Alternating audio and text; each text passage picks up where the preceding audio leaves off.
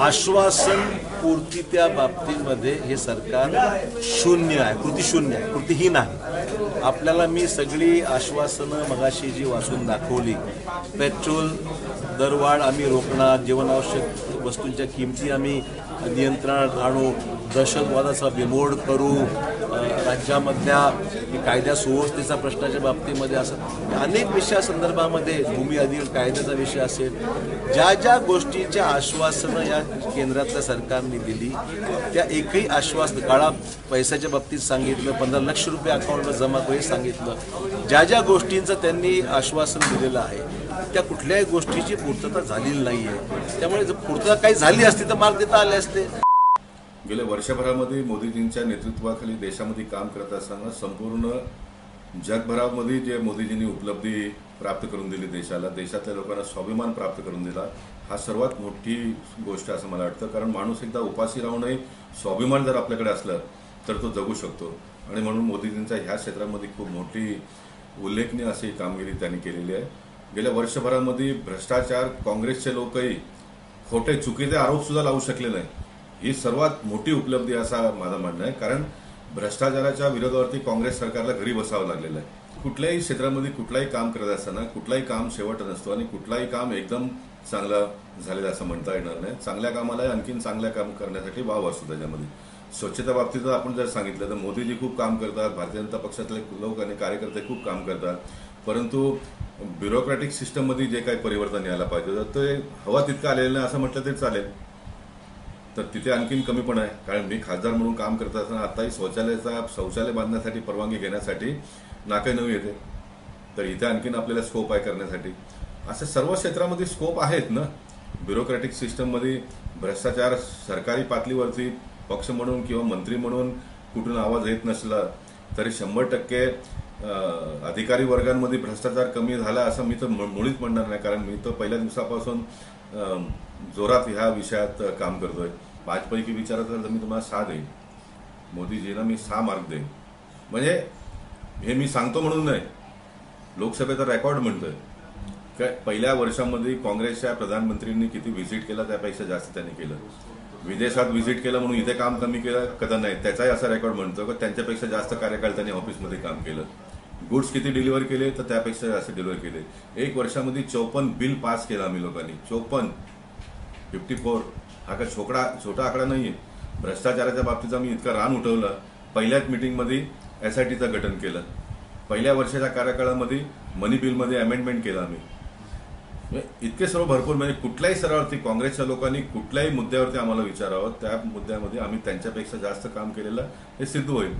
ह्या देशामध्ये फार मोठ्या प्रमाणात ह्यापूर्वीच्या UPA सरकारमध्ये ही स्कॅन्डल होत होती, भ्रष्टाचार होत होता लाखो करोडो रुपयाचा, तो पूर्णपणे थांबलेला आहे। जे जुने झालेले कायदे आहेत त्या कायद्यामध्ये सुधारणा करण्याची आवश्यकता होती, त्या कायद्याची सुधारणा करण्याचे सुद्धा धोरण या सरकारने आखून अनेक बिलं गेल्या वर्षभरात फार महत्त्वाची बिलं याच्यात सुधारित करण्यात आली। मोदी सरकारकडून या NDAने जे आश्वासन दिले आहे त्या आश्वासनाची पूर्ती व्हायला 1 वर्ष पुरेसं नाही आहे, कळलं की नाही? तर मी 5 पैकी 5 मार्क दिले असते, पण रिॲलिटीमध्ये जर म्हणाला तर 5 पैकी 3 मार्क देण्याची स्थिती आजच्या सरकारची आहे असं माझं मत आहे। गेल्या 15 वर्षामध्ये ज्या पद्धतीने सरकारने काम केलं आणि देश अडचणीत आला,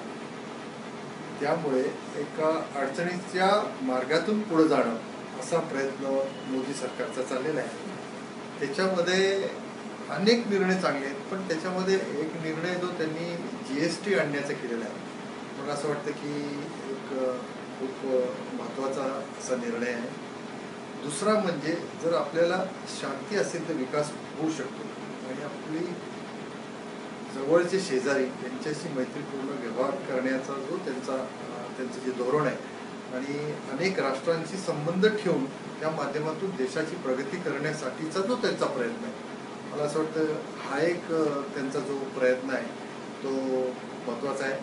आणि त्याचबरोबर देशाचं संरक्षण आणि देशामधला दहशतवाद मिटवण्यासंबंधीचे जे प्रयत्न आहेत त्याच्यामध्ये एक साधा प्रश्न आपल्याला म्हणता येईल की बांगलादेश आणि भारताची जी सीमा आहे गेले अनेक वर्ष हा प्रश्न अनुत्तरित होता. ती सीमा त्याची करण्याचं जे काम पण त्यांनी केलेलं आहे आणि जो बांगलादेशींचा आपल्याकडे येणारा जो वर्ग होता तो कमी होण्याला एक प्रश्न कमी होण्यासाठी त्याचा उपयोग होणार आहे.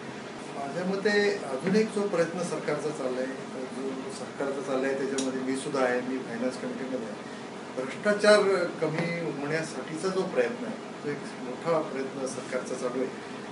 गेल्या वर्षभराचा आपण जर कार्यकाळ बघितला तर आपण पाहिलं की केंद्रातले मंत्री जे आहेत त्या खात्याचा कुठल्याही प्रकारचा अशा प्रकारचा आरोप आज कुणाला ठेवता येणार नाही.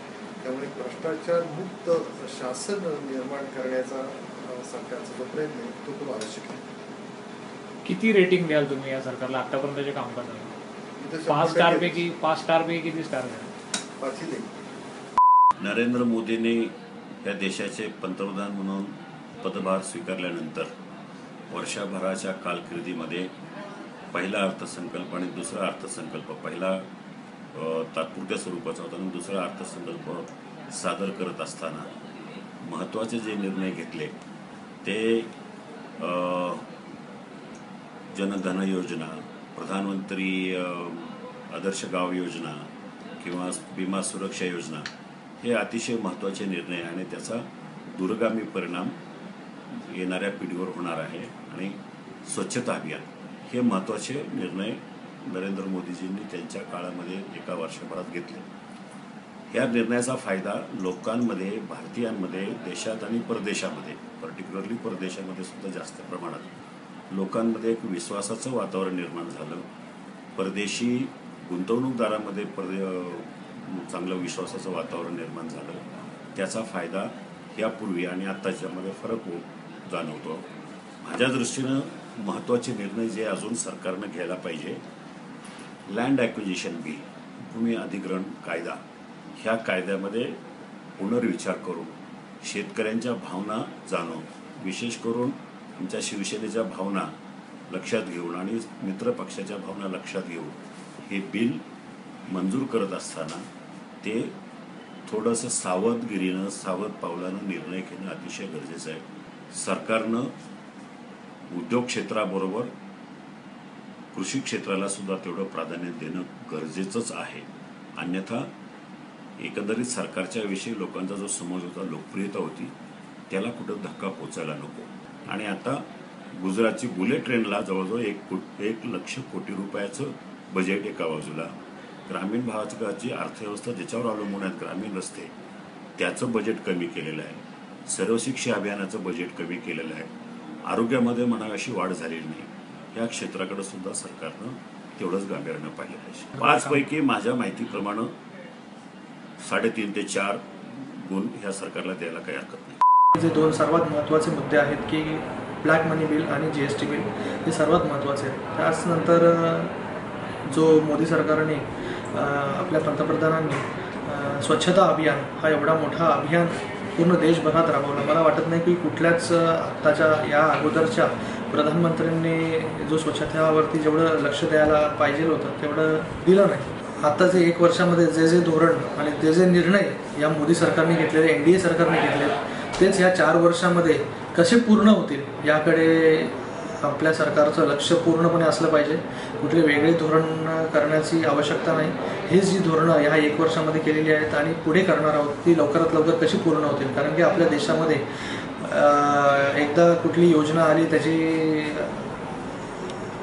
पण ती पूर्ण कशी होईल, अंमलबजावणी कशी होईल याकडे कोणी लक्ष देत नाही. पण या सरकारने हे सर्व जे धोरणं आहेत, हे सर्व जे निर्णय आहेत ती लवकरात लवकर कशी पूर्ण होतील याकडे पूर्णपणे लक्ष द्यावे. आणि 5 स्टारपैकी तुम्ही किती स्टार द्याल? 5 स्टार. आता आम्ही NDA मध्ये आहोत आणि पंतप्रधान तर आणि आपलं NDA सरकार खूप चांगलं काम करते. 5 पैकी 4 देईन. UPAचं आणि काँग्रेसच्या नेतृत्वाखालचं डॉक्टर मनमोहन सिंग यांचं जे सरकार होतं, या सरकारमध्ये गेल्या 10 वर्षामध्ये झालेला भ्रष्टाचार, वाढलेली महागाई, दलितांवरचे अत्याचार आणि ते डेव्हलपमेंटच्या नावाने म्हणजे डेव्हलपमेंट ग्रामीण भागातलं न होणं, यामुळं लोकांमध्ये प्रचंड रोष होता. त्याला पर्याय देण्याची एक जबरदस्त अशा पद्धतीची भूमिका नरेंद्र मोदींनी मांडली आणि सबका साथ सबका विकास अशा पद्धतीची घोषणा केल्यामुळे देशभरातल्या 125 कोटी जे जनतेने जे आपले मतदार होते या सर्वांनी जण नरेंद्र मोदींना याचे प्रधानमंत्री म्हणून त्यांना मतदान केलेलं आहे. आणि आता नंतरच्या वर्षभराच्या काळामध्ये सगळेच प्रश्न काही एकदम सुटणार नाही. म्हणजे लोकांचं समाधान होईल अशा पद्धतीने सगळीच कामं वर्षभरात झालेली आहेत असं नाही आहे. परंतु अनेक देशांना भेटी दिली, बुद्धिस्ट कंट्रींना भेटी दिली, गौतम बुद्धांच्या विचाराची सातत्यानं सातत्यानं भूमिका मांडणं. त्याचबरोबर इतर देशामधले जे काही पैसे आहेत ते आपल्या देशामध्ये आणून उद्योगांमध्ये कशी वाढ होऊ शकते या दृष्टिकोनातून इतर देशांची चर्चा करणे. अशा अनेक योजना ज्या आहेत त्या सरकारने आणलेल्या आहेत. जो मुख्य जो मुद्दा आहे तो महागाईचा किंवा करप्शनचा जो मुद्दा आहे तो वर्षभराच्या काळामध्ये कुठली करप्शनची केस तुम्हाला पाहायला मिळणार नाही. आणि महागाई जी आहे ती महागाई आता हळूहळू कमी होऊ शकेल. म्हणजे एकदम महागाईबद्दल आम्ही काही दावा करणार नाही. महागाईसुद्धा दिलेल्या आश्वासनाप्रमाणे महागाईसुद्धा कमी झाली पाहिजे. लोकांच्या मनामध्ये जो विश्वास आपण निर्माण केलेला आहे तो विश्वास कायमचा टिकवायचा असेल तर आपण जी काही आपल्या मॅनिफेस्टोमध्ये जे घोषणा केल्या होत्या त्याची अंमलबजावणी हळूहळू असेना परंतु होणं अत्यंत आवश्यक आहे. आणि मला पूर्णपणे विश्वास आहे की नरेंद्र मोदी नक्कीच त्या दिशेनं वाटचाल करत आहेत.